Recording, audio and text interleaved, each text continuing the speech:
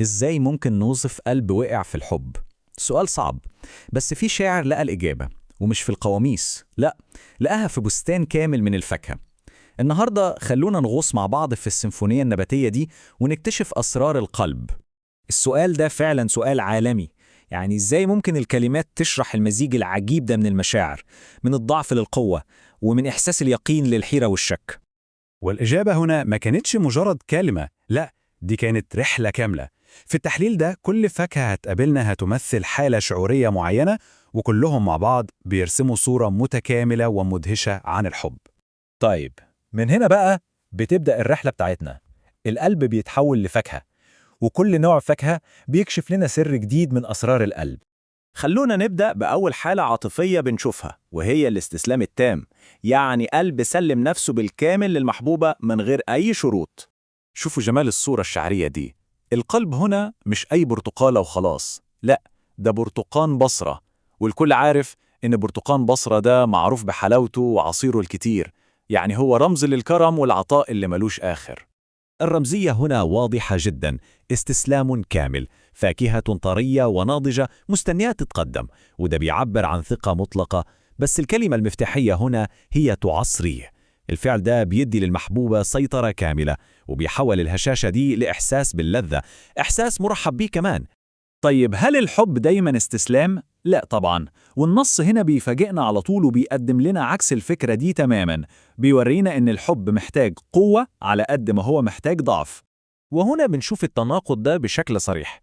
بنتنقل من طراوة البرتقانة لصلابة الكمثرى، وده بيوضح إن الحب من وجهة نظر النص مش مجرد استسلام وخلاص، لا، ده معادلة متوازنة بين إنك تدي وبين إنك تحافظ على نفسك.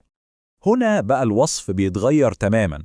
كونتراية ناشفة بتوحي بالصلابة، بالمقاومة. ده قلب مش سهل يتكسر، بس الجمال كله في اللي جوه. يعني القشرة الناشفة دي بترمز للصمود، تمام، لكن البذرة اللي جواها هي أساس الحكاية كلها.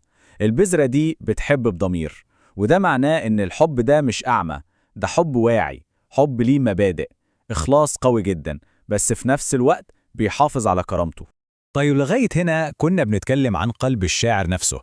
دلوقتي النص بينقلنا لحاجة تانية خالص، لتصوره هو لقلب المحبوبة. وهنا بقى الموضوع بيتحول للغز ومغامرة وجايزة كبيرة ممكن يكسبها. يا سلام على التشبيه ده. قلبها زي البطيخة الصيفي، محدش يقدر يعرف ايه اللي جواها غير لما تتفتح. ممكن تطلع حلوة وممكن لأ. عشان كده هي قرعة، يعني الموضوع كله رهان على الحظ. فالبطيخة بتمثل الوعد والأمل في الحلاوة، وكلمة قرعة دي هي اعتراف واضح وصريح إن الحب مش شيء مضمون، لأ، هو رهان.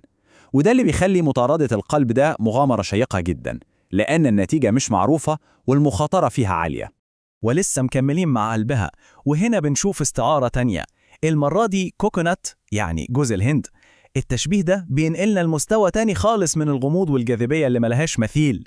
قلبها مش سهل الوصول له، بالظبط زي ثمر جوز الهند.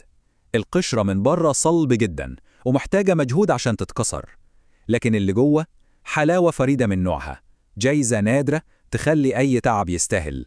طيب، بعد كل الوصف ده لأنواع القلوب المختلفة، إيه هي النتيجة العاطفية لكل ده؟ النص بياخدنا للحظة مؤلمة شوية، لحظة الانتظار والمعاناة. الصورة هنا بصرية جدا ومعبرة لأبعد حد. الشباك مفتوح والشيش مرفوع، كل دي علامات انتظار وترقب. بس أقوى حاجة في المشهد ده هي إن الزمن نفسه بيقف، الوقت ما مشيش. تخيلوا الإحساس. ده وصف دقيق جدا لحالة الشوق. كل حاجة في الدنيا حواليه بتفقد قيمتها، الحياة كلها بتبقى واقفة ومستنية لحظة واحدة بس، لحظة اللقاء. القلب هنا مش بينبض بالحياة، هو مستني اللي هيرجع له الحياة من تاني.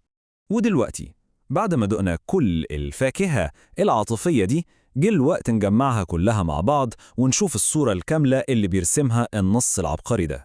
بس السيمفونية لسه ما خلصتش.